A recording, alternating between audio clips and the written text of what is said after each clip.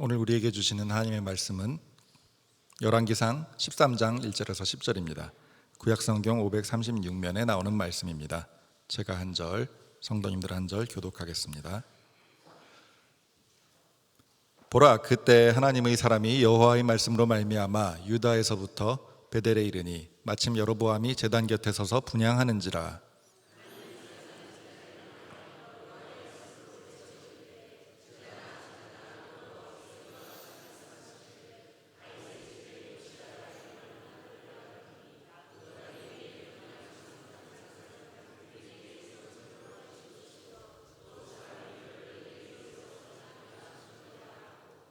그날에 그가 징조를 들어 이르되 이는 여호와께서 말씀하신 징조라. 제단이 갈라지며 그 위에 있는 재가 쏟아지리라 하매.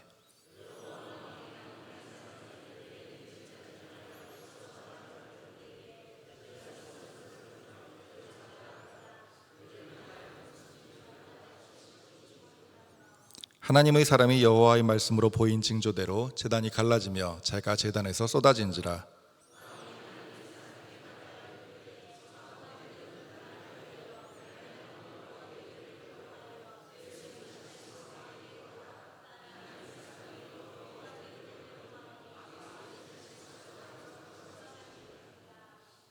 왕이 하나님의 사람에게 이르되 나와 함께 집에 가서 쉬라. 내가 네게 예물을 주리라.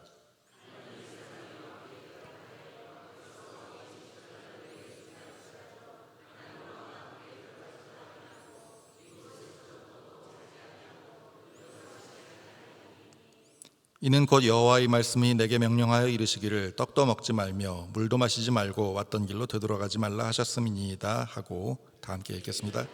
길로 가고 자기가 베델에 오던 길로 되돌아가지도 아니하니라. 아멘. 오늘 본문이 이야기하는 주제 가운데 하나는 주도성의 문제입니다.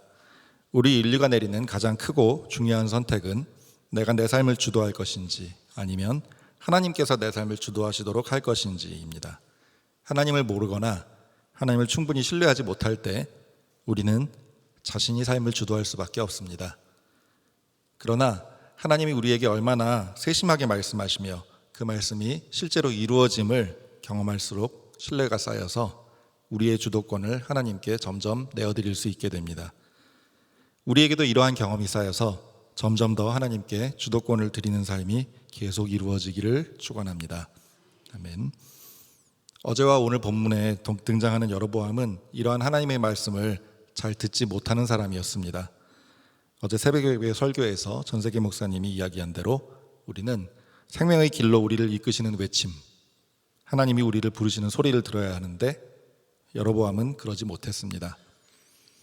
이 이야기는 여로보암이 얼마나 자기 주도성을 놓는 훈련이 안 되어 있었는지를 보여줍니다. 성경이 말하는 죄는 하나님으로부터 분리되려는 또는 독립하려는 성향을 의미하는데 그 결과는 자기가 주도하는 인생입니다. 여로보암은 다윗처럼 도덕적 범죄를 저지른 기록이 없어서 죄인처럼은 안 보입니다. 하지만 여로보암의 삶은 이런 의미에서는 죄를 행하는 삶이었습니다. 성경의 기준이 이렇기 때문에 우리의 생각으로는 끔찍한 죄인인 다윗은 하나님의 마음에 합한 자라는 평가를 받았고, 우리의 생각으로는 도덕적으로 더 깨끗해 보일 수 있는 여로보암은 이스라엘의 왕들을 계속 멸망의 길로 몰아넣은 왕으로 평가를 받습니다. 이 진리가 우리 마음속에 더 커져서 더 풍성한 자유를 누리게끔 하기를 축원합니다. 아멘. 어제 본문에서 보았듯이 여로보암은 정치적 이익 그리고 자신의 안전 앞에 어려운 선택의 기로에 섰습니다.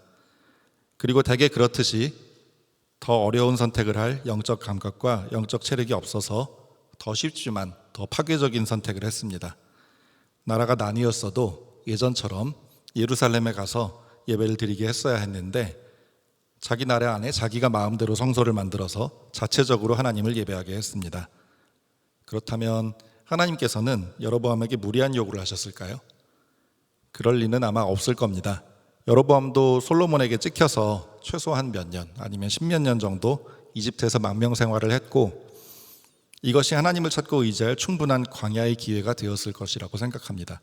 다만 그는 이 시간을 왕으로서 어려운 선택을 해야 할 영적 체력을 키우는데 쓰지는 않은 것으로 보입니다. 여로보암은 어쩌다가 우연히 왕위가 얻어 걸린 사람이 아니었습니다. 애초에 젊은 여로보암은 선지자를 통해서 하나님의 말씀을 듣고 자기는 생각도 할 수 없었던 왕이 언젠가 될 것임을 알게 되었습니다. 그리고 순종하면 다윗에게 준 것처럼 견고한 집을 세워주겠다는 약속도 하나님께서 주셨습니다.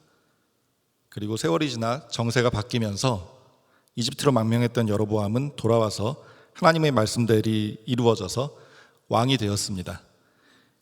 이러한 과정을 다 경험했다면 하나님에 대해서 좀 더 의식하고 그분의 생각을 구하고 그분이 말씀하신 대로 왕이 되었으니까 그분이 말씀하신 대로 자기의 왕위도 하나님께서 지켜주시겠지, 이렇게 생각이 단계적으로 발전을 해야 하는데 그러지를 못하고 바로 자신이 걱정하고 자신이 해결책을 만들어내는 패턴으로 들어가 버립니다. 왜 그랬을까요? 여로보암은 솔로몬의 눈에 띄어서 노역 총감독관으로 승진할 만큼 유능한 인물이었습니다. 그리고 솔로몬도 유능함이 독이 되어서 듯이 여로보암도 유능했기 때문에, 또 바꿔 말하면 물질계를 보는 눈이 발달했기 때문에 영적 시각을 키우지 못했고, 그래서 철저히 보이는 세상을 보고 보이는 대로 판단하는 물질적 관점으로 결정하고 행동한 것이 비극의 원인이 되었지 않나 생각합니다. 여로보암의 죄는 하나님이 아닌 다른 신을 섬긴 것이 아니었습니다. 그는 하나님을 섬겼고 하나님을 위해서 자기 나라 안에 예배 성소를 만들었고 하나님을 위해서 절기와 예배 체계를 새로 세웠습니다. 자신은 아마 하나님께 자기가 잘 해드리고 있다고 생각을 했을 겁니다. 그런데 하나님의 생각은 달랐습니다. 부부관계나 친구관계에서 상대방이 내게 잘 해주겠다고 뭔가를 하는데 내가 원하는 방식이 아닐 때가 있습니다. 이럴 때 좀 난처하죠. 나는 이러한 방식을 원한다고 알려줘도 바뀌지 않고 계속 자기 방식을 고집한다면 결국은 그 사람이 나를 무시하는 거라는 생각이 들어서 불쾌해지기도 합니다. 그런 경우를 사실 곰곰이 뜯어 생각해 보면 그 사람은 사실은 내게 잘해주려는 마음이 제일 우선인 게 아니라 자기 방식대로 계속 함으로써 자기 만족 또는 자기 이익을 얻으려는 생각임을 보게 되기도 합니다. 우리가 하나님께서 원하시는 방식이 아닌 우리가 주도성을 가진 방식으로 하나님을 섬긴다고 할 때에도 비슷한 일이 일어납니다. 속을 뜯어보면 우리가 하나님께 우리 방식을 강요하는 것이고 하나님을 사랑해서 하는 일이라기보다는 우리 방식을 통해서 우리가 어떤 형태든 간에 이익을 얻기 위해서 하는 일이기 때문에 하나님께서 받아주시기가 어렵습니다. 여로보암도 그랬고 유감스럽게도 우리도 그럴 수 있습니다. 이러한 자기주도적인 행태는 실체이시고 또 인격이신 하나님과 관계를 맺는 신앙이라기보다는 인간이 머리로 만들어낸 신을 인간의 방식대로 대하는 종교일 수 있습니다. 여로보암도 그렇게 실제이신 하나님과 관계를 형성하지 않고 자신의 주도적 방식대로 하나님을 대하는 종교적인 삶을 살았습니다. 성경은 하나님을 의존하지 않는 것을 죄라고 말합니다. 하나님께 의존한다는 것은 바꿔 말하면 그분을 존중한다는 것입니다. 인간관계에서도 똑같은데요. 하나님이든 아니면 내가 존중하는 사람이든 그분이 원하시는 것이 무엇인지, 그분의 방식은 어떤지를 살피고 그분께 나를 맞추는 것이 존중의 기본입니다. 여로보암은 이렇게 하나님을 존중하는 것에 관심이 별로 없었습니다. 축원합니다. 우리는 여로보암과 달리 실체이신 하나님을 의존하고 존중하여서 점점 더 그분이 원하시는 것을 살피고 그분께 자신을 맞추어가는 삶이 성장하여서 그분이 주도하시는 관계 안에서 사랑과 행복을 누리시기를 축원합니다. 아멘. 오늘 본문의 주인공은 누구일까요? 여로보암? 아니면 하나님의 사람이요? 제가 생각하기에는 바로 하나님의 말씀이 오늘 본문의 주인공인 것 같습니다. 오늘 본문 10절 동안 5번 하나님의 말씀이라는 의미의 히브리어 원어 다바르 야훼라는 원어 구절이 등장합니다. 하나님의 말씀이 일을 시작했습니다. 처음에 하나님의 말씀이 하나님의 사람한테 명령을 내려서 자 가라 이렇게 했고, 그 다음에 하나님의 말씀이 일을 진행하셨습니다. 그 제단이 무너지면서 그 예언이 이루어질 거라는 징조를 드러냈죠. 그리고 마지막으로 하나님의 말씀이 일을 마무리했습니다. 그 하나님이 사람한테 다른 길로 곧장 돌아가라라고 명령을 하셔서요. 이를 수행한 실제 사람은 누군지 이름이 나오질 않습니다. 그래서 이름도 등장시키지 않음으로써 주인공이 하나님의 말씀이라는 것을 더욱더 부각시킵니다. 이는 압달락에서 여로보암이 철저히 자기주도성으로 일을 하고 결정한 것을 의도적으로 대조를 시키는 겁니다. 여로보암이 자기주도적으로 자기 마음대로 결정을 하자 하나님의 말씀이 철저히 말씀주도적으로 일을 진행하는 것을 보여줍니다. 하나님은 마치 이렇게 말씀하시는 듯합니다. 내가 존재하지 않는다고? 내가 무심하게 방치하는 신이라고? 내가 얼마나 실제이며 내가 원한다면 얼마나 세세하게 하나하나 뜻을 알릴 수 있는 존재인지 알게 해주마. 어제의 본문은 여로보암이 자기주도적으로 이스라엘의 예배 방식을 변경한 충격적인 사건을 묘사했고, 오늘 본문은 이에 대한 하나님의 대응을 보라라는 말로 시작하여 독자로 하여금 반전의 기대를 갖게끔 합니다. 하나님의 말씀을 듣고 남쪽 유다 땅에서 출발한 하나님의 사람은 서로 약속한 것도 아닌데 정확하게 여로보암이 제단 위에서 분향하는 타이밍에 그 앞에 딱 등장합니다. 조금 일찍 오면 여로보암보다 먼저 가서 기다리는 거고, 조금 늦으면 여로보암이 일을 다 마치고 가버렸을 겁니다. 이처럼 하나님은 모든 것을 아시기 때문에 하나님의 사람이 출발하는데 시간이 얼마나 걸릴지, 걸음걸이 속도는 어떤지, 여로보암이 베델에 와서 제단에 분향하려면 시간이 얼마나 걸리는지, 이런 걸 다 아시기 때문에 당신의 의도대로 모든 일이 일어나도록 상황을 이끄실 수 있습니다. 이러한 하나님의 완벽한 타이밍이 우리 삶에서도 경험되고, 이 진리가 우리의 믿음을 굳건하게 하고 하나님께 대한 신뢰를 키워서 더 많은 삶의 영역에서 하나님께서 주도하시도록 우리 주도권을 내어드리게 되기를 축원합니다. 아멘. 그리고 하나님의 말씀은 하나님의 사람을 통해 제멋대로 만든 베델 성소와 제단이 장래에 파괴될 것이라는 약 300년이 넘게 뒤에 이루어질 일을 이미 아셔서 그대로 전달하십니다. 이것을 듣고 자기가 왕인 여로보암은 어떻게 반응했나요? 말씀하시는 하나님에 대한 인식이 어느 정도 형성되어 있었다면 일단 움찔하고 들어보려고 했을 겁니다. 무서운 말을 들었잖아요. 어쩌면 다윗처럼 순종하려고 했을 수도 있습니다. 그러나 그 안에 있는 여로보암의 자기주도성, 즉 교만은 이번에도 그냥 무시하기로 거의 자동적으로 선택합니다. 그래서 여로보암은 즉시 저놈 잡아라! 하고 바로 손을 들었습니다.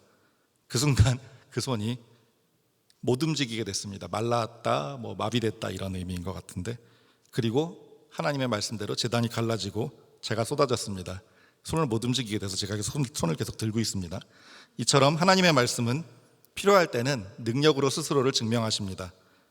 여기서 하나님의 말씀이 만약 증명을 하지 않으시면 하나님의 사람은 바로 잡혀가고 여로보암은 아무 일 없이 돌아갔을 겁니다. 하나님의 말씀은 그렇게 즉시 순종하고자 하는 사람을 보호하십니다. 하나님의 말씀에 순종할 때면 우리 각자의 상황에서 우리를 보호하시는 하나님의 능력을 계속 경험하게 되시기를 축원합니다. 아멘. 자기 손 그리고 제단이라는 두 가지 증명 앞에서 여로보암은 하나님께 마침내 숙였나요? 네. 여기서도 여로보암은 그런데 더 쉽고 나쁜 선택을 합니다. 일단 이 말라버린 손을 해결해야 됩니다. 저도 이거 계속 들고 있으려면 안 되기 때문에 해결해야 됩니다. 그래서 여로보암은 머리가 나쁜 사람이 아닙니다. 하나님의 사람을 더 건드리려고 했다가는 또 무슨 나쁜 일이 일어날지 모릅니다. 그래서 바로 주제 파악을 하고 바로 빕니다. 다시 손을 낫게 해달라고. 그러자 손이 나았습니다. 하지만 왜 자기 손이 그 지경이 됐는지 문제의 원인은 못 본 척 지나갑니다. 머리가 나쁘지 않아서, 재주가 좋아서 하나님께로 시선이 가지를 않습니다. 여로보암이 영적 감각이 있었다면 지금 하나님께서 말씀하고 계시고 하나님께서는 여로보암의 결정을 매우 싫어하신다는 것이 분명하므로 자신의 결정을 전부 폐기하고 원래대로 예루살렘에 가서 예배를 드리도록 되돌려야 한다는 것을 알았을 겁니다. 그러면 오히려 자신이 갖기 원했던 안전 그리고 자기 왕조의 존속을 얻을 것이라는 것도요. 그렇지만 그 선택은 많은 대가가 따를 것으로 보입니다. 자신의 명령을 번복해야 되고 자신의 위신도 망신을 당할 겁니다. 그래서 어려운 선택이고 그래서 하지 않습니다. 하나님께서도 여로보암이 손만 해결받으면 그뿐이라고 생각한다는 것을 아셨습니다. 그런데 재미있는 것은 알면서도 속아주십니다. 그냥 너는 손 마른 채로 평생 살아, 이렇게 할 법도 하신데 미끼만 따먹고 도망칠 것을 알면서도 손을 고쳐주십니다. 손이 나은 여로보암은 하나님의 사람을 초대했지만 하나님의 사람은 하나님의 말씀이 금지하셨다면서 거절하고 바로 돌아갑니다. 슬프게도 하나님은 여로보암이 손에만 관심이 있을 뿐 하나님을 존중할 생각이 없음을 아셨기 때문에 하나님이 이 사람에게 그와 어울리지 말고 바로 돌아가라고 단호하게 명령하셨습니다. 여로보암에게 하나님의 방식을 받아들일 여지가 만약 있었다면 달랐을 거라고 생각합니다. 우리도 종종 여로보암과 비슷한 모습을 보입니다. 문제가 터지면 일단 그 문제를 해결하기 위해 마음이 급합니다. 그래서 하나님께 구합니다. 그렇게 그 문제가 해결되면 화장실 갈 때와 화장실 나올 때 다르듯이 그 문제가 일어나게 되었던 원인에 대해서는 편리하게도 잊어버립니다. 그걸 고치려면 대가를 치러야 되니까요. 하나님은 다 알면서도 우리한테도 속아주십니다. 급한 문제를 해결해 주십니다. 주님, 이번만 봐주시면. 그러면 나중에 다시 그 문제가 또 일어나고 몇 번을 우리가 반복을 합니다. 그 뒤에야 분위기 파악이 되기도 합니다. 그래도 잘 안 바뀝니다. 놀라운 것은 하나님께서 한 번이 아니고 여러 번 계속 속아주신다는 겁니다. 몇 번을 해도 원인은 안 바꾸고 계속 이 문제만 해결해 달라고 하는데 그걸 들어주십니다. 왜 그럴까요? 하나님은 우리 부모이시기 때문입니다. 우리도 어릴 때 부모님께 거짓말을 해보았습니다. 그리고 커서 자식을 키우면서 보니까 자식의 거짓말이 다 보인다는 것을 깨닫고 머쓱해집니다. 그리고 때로는 자식이 어떻게 할지 다 알면서도 거듭 속아주고 당해주고 기다려주려 합니다. 이러한 마음의 온전한 원본이 하나님의 마음입니다. 그래서 성경은 하나님께서 우리에 대하여 오래 참으신다고 말합니다. 축원합니다. 우리의 마음 눈이 열려서 우리의 온전한 부모이신 하나님의 은혜와 사랑이 우리가 부족하여도 계속 받아주시는 오래 참으심이 더 깊이 느껴지기를, 그래서 사랑받고 있음을 깨닫고 행복해지시기를 축원합니다. 찬송가 288장 부르시고 기도의 자리로 나아가겠습니다.